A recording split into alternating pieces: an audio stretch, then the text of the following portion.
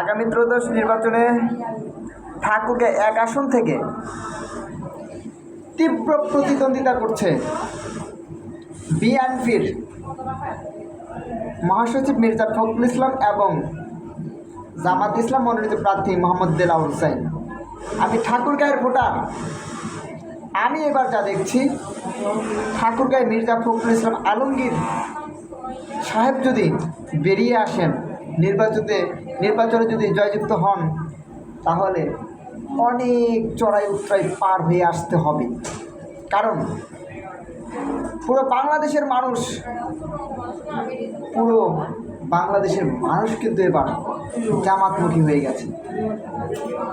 মির্জা ফখরুল ইসলাম আলমগীরের এলাকায়, আমার এলাকায় জামাত কিন্তু শক্তিশালী একটি ভিত্তি স্থাপন করতে পেরেছে। আমরা ইতিমধ্যে বিভিন্ন সভা সমাবেশ থেকে তার নজির পেয়েছি।